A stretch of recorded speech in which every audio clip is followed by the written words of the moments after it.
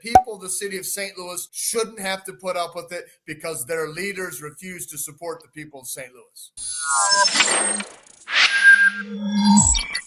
Happy Halloween, Jay. Good to see you as always here. With that being said, we're jumping in. I wanted to get you on because you recently did an op-ed with the St. Louis Post-Dispatch talking about a St. Louis situation with crime and safety. It's pretty interesting. Can we focus on that a little bit? What sparked you to do that, and what has been the response? What sparked me was the concerns that we're having. Over a year ago, I had a couple of prosecutors come by my office when they were in town, and they started just describing to me concerns they had with our criminal justice system, with our courts, with some prosecutors, with our corrections system, probation and parole. And you never know whether or not what you're being told is true or not, even though people generally have the best of intentions. So all of last year, when I was traveling every county in the state, I intentionally talked to prosecutors, judges, sheriffs, police officers. And what I found really scared me. And until we get public safety and make that a real concern in this state, our state's never going to be the state it can be. We're not going to have the opportunity for the people of the state that we can have. And ground zero for correcting that is the city of St. Louis. And correct me if I'm wrong, but you would be on board for some sort of state takeover. Is that correct?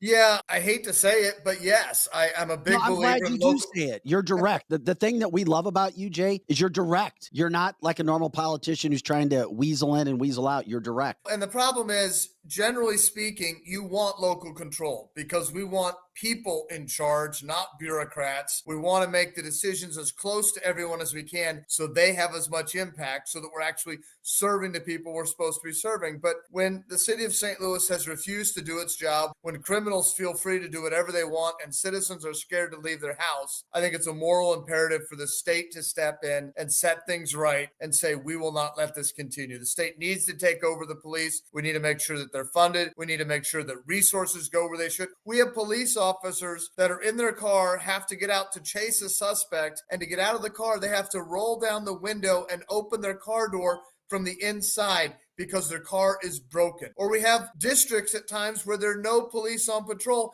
because there are no cars that work. That's directly because of poor mismanagement by the city, poor budgeting, and it needs to stop. Yeah, just last week again, I did see on Twitter where there was another situation where there were only 3 911 call takers for the 4th or 5th time for the entire St. Louis area in a night. We have people being told that if it's not, quote, that big of a crime, just call the non-emergency number. That's wrong. Look, I'm a big Second Amendment believer, and it's true what they say. When seconds count, the police may be a couple minutes away, so people have to be, and we have to protect the right for people to protect themselves. But we also need to support the police so that they can help us. These men and women that give their lives and put their lives on the line to do that, we need to support them. And Jay, a lot of people think that St. Louis City is not important to them because they don't live there. But what would you say to that? St. Louis City does badly, our state does badly. When St. Louis City does well, it helps to elevate the rest of our state. And when you have crime running amok, which we have seen in the city of St. Louis, the criminals don't just say, oh, wait a minute, can't go into St. Louis County, we've got to stay in the city. They travel. We had individuals that broke into a beauty supply store in Jefferson City, 2 days ago, that were from St. Louis. And thankfully, in Jefferson City and Cole County, Missouri, the police went after them. We chased them. They worked with Callaway County, and they caught them. We're not going to put up with that sort of behavior here in mid-Missouri, and the people of the city of St. Louis shouldn't have to put up with it because their leaders refuse to support the people of St. Louis. Yeah, on our show, we call that FAFO. We're not going to ask you if you know what that means, but it basically means try that in a small town, Jay. It's basically play stupid games, you win stupid prizes. I think that's the family version.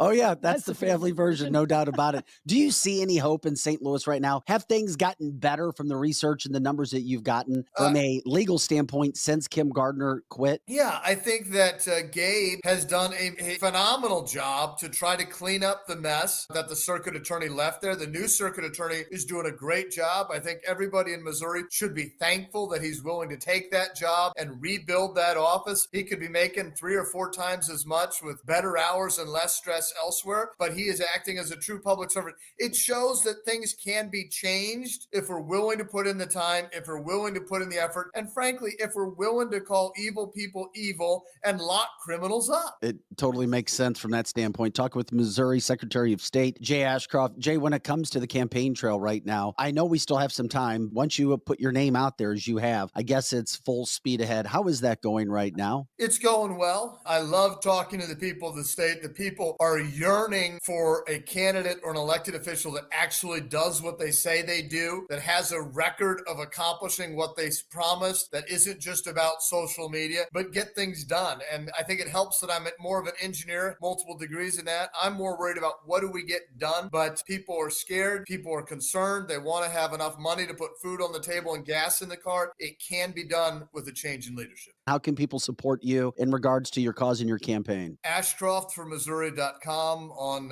X, used to be Twitter, at @JAshcroftMo. Ashcroft for Missouri on Facebook. Always open for questions. We need to make a difference. We need new leadership. Yeah, you are active, and we appreciate that. We'll catch up with you next time, Jay. Thanks again. Hello, YouTube Truth Seekers. I'm Vic Faust with Cancel This. All right, nowadays, it's not enough that you're just trending. Now more than ever, reporting honest, reliable, and really relatable news in a way that is entertaining and fresh is difficult to come by. So if animated, no holds barred conversations get you going, then Cancel This is the morning show for you. From Monday to Friday, 8 to 10 a.m. Central Standard Time,